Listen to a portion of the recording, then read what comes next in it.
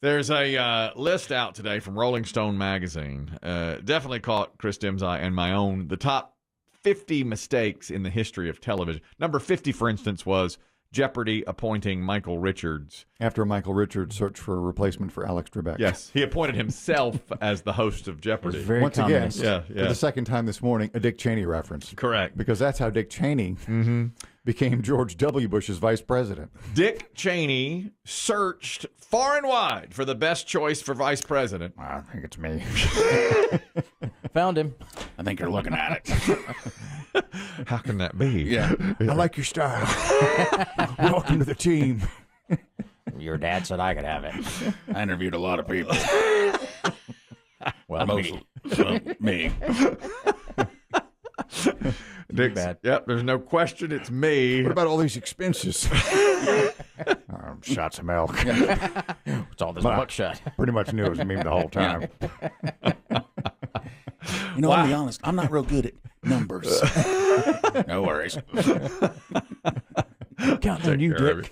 Take care of it. So in the little snippet of the article about, because he's one of those footnotes. I mean, you talk about the answer to a trivia question in years that most people won't be able to answer. Who was Michael Richards? Yeah, not Kramer. Right. The host, not the Seinfeld actor. and he hosted 5 episodes as host. So He worked literally one day because they shoot 5 episodes in a day, and they so the replacement. So the last few hosts of Jeopardy have been Ken Jennings, Mayim Bialik, Michael Richards, and Alex Trebek. So really, Alex Trebek is like 3rd or 4th down the line now. Back.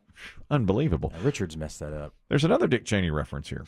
Number 7 on the list of worst mistakes in television history were the networks calling Florida for Al Gore before it had actually gone final. We're going to now project an important win for Vice President Al Gore. NBC News projects that he wins the 25 electoral votes in the state of Florida.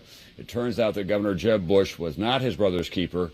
The family had been joking and seriously that it could be a cold Thanksgiving.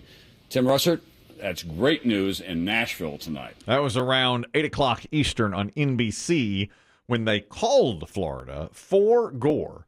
And everybody in the Bush camp said, wait a minute, we still have counties reporting in from conservative regions. 3 hours later, Brokaw went back on. What the networks give us, the networks taketh away. NBC News is now taking Florida out of Vice President Gore's column and putting it back in the too close to call column. A lot of shallow breathing going on at this hour. Blood pressure's going up in both campaigns. A lot of tight and forced smiles. We've got a race the likes of which we have not seen for a long time in American presidential politics. That's the 2000 election, which we thought would be the strangest of our lifetime until, in 2016 it came along, and that was strange. In 2020. That one took what, until... December. They stopped the count? The Supreme Court stopped the count December, I think it was December 12th.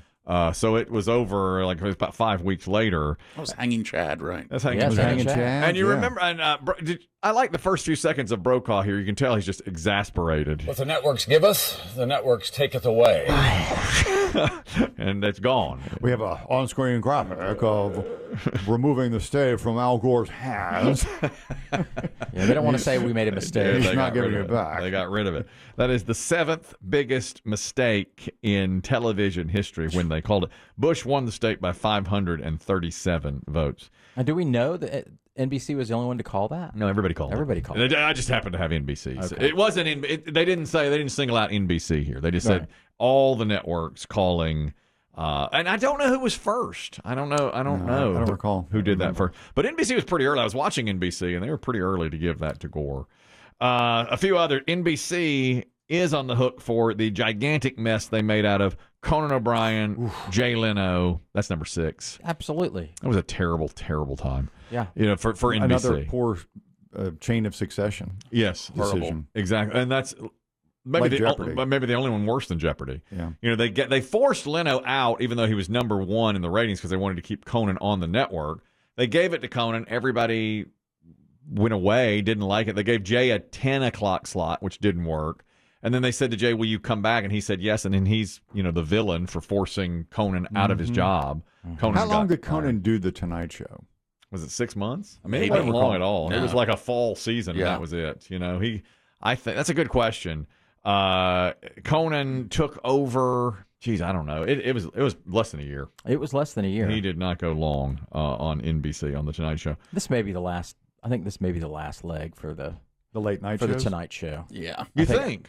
I think so. I think Fallon will probably. I'm not saying it's Fallon's fault. I just think the times habits are changing. Yeah. For TV watching, and people just don't watch those shows anymore. Oh, you don't think it'll go on to someone else? They're not going to spend money on those shows. These networks are not going to spend money on their shows. Their money needs to go to streaming. That's where it's at. It's not at 11:30 at night. Well, or 10:30 at night. Fallon and all these late night guys, what they want is clicks the next day on whatever they've done. That's right. So it really doesn't have to be there at. You're right, at 11:30 at night. But it's a fairly cheap show to produce, you'd think, right? You pay the host and the band and the host get the salary. The host right? get a huge And the salary, and the band. I mean, there's no like production value that goes in. A little bit. I don't know. There's probably a few $1 million an episode. Is it harder and harder to get guests? Because why do they want to? I would think for Fallon it's probably difficult because he's in New York. New York, yeah.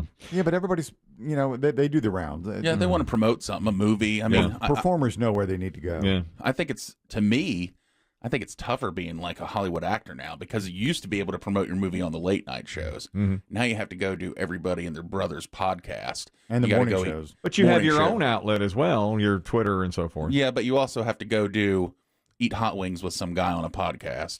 I think there's more you have to do now. Before you could do nighttime shows, morning shows. There's your movie promotion. Entertainment Tonight shows. Yeah, It's done. Your red carpet, boom. Now it's like, oh, by the way, I need you to go eat Thai chili wings with a guy you don't know. That's a good point. What is that podcast that makes you do that? That's a good point. It's like Hot it's called Ones. Hot Hot Ones. Ones. Yeah. It's brilliant. Yeah, You're but right. then it's like, oh, and there's this great podcast hosted by so-and-so. You need to go on that one, too. I think you're busier. You may be right. I hadn't thought about that. I kind of thought you'd do less because you have your own outlet, but you're probably right. Number 3. This is the music for The Sopranos.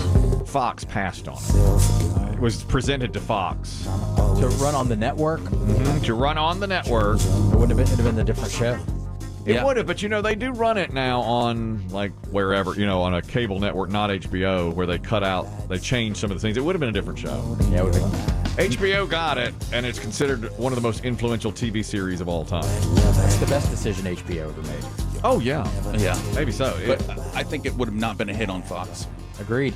Not as big. Not as as big. Not as big. I don't think it would would be as gritty. Could not be as gritty. I think it would have been written differently. It would have been written. I mean, because one thing that Sopranos was, everyone wanted to see was, it was like, have you heard about this show? Like a true gritty show. The whole first season would have been different.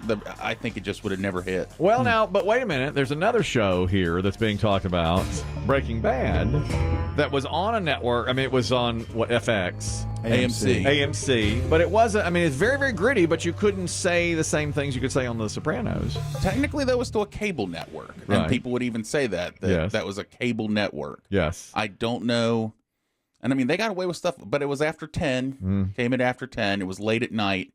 And they got away with stuff that I was shocked was even on a cable network. HBO, TNT, Showtime, and FX turned down Breaking Bad. AMC took it. So those they're calling that the 8th biggest mistake of all time. I always have a problem with this kind of stuff because I think you might have turned it down. Looking now, we're all going, oh, how could you turn that down? But I think if you come in sometimes, maybe it just doesn't fit what you're going for. Yeah, it's like, hey, that's it's a true. teacher who gets cancer, so he starts cooking meth, and it's like, look, man, we're ABC. We're But listen to HBO turned it down. They'd already done The Sopranos. Yeah, I'm surprised by that. I'm surprised by that too. FX had done Nip Tuck, which was a pretty gritty show, so they could have taken it to Showtime. I sort of understand TNT turning it down. That's a little bit lesser of a network, or a network that doesn't do that kind of stuff. They're saying the number 2 worst mistake of all time on television was giving Donald Trump The Apprentice. You're fired. That's NBC. Only because it built Donald Trump into a superstar. That's not on the list. That's not a mistake. And that's number 2. Because it was a hit TV show. That's number 2, and it was a hit for 14 seasons on NBC. And NBC ain't giving back the money either. Yeah, NBC didn't make a mistake doing that. Those are the writers' feelings. Exactly. That's about politics, right? Here are some of the others. Fox giving Chevy Chase his own late night show, which was a huge flop. Stinker. Plenty of those out there. David Caruso leaving NYPD Blue, which was an enormous hit. He got hammered for that. I remember when he left. He thought he would get more money. He wanted more money for a second season. It ended up going 12 seasons without him and being a huge hit without him. And he also wanted to be a movie star. Correct. And he did a terrible movie. I believe it was called Jade. Yeah. Or Jaded. Not well received. Not terrible, well received. Yeah.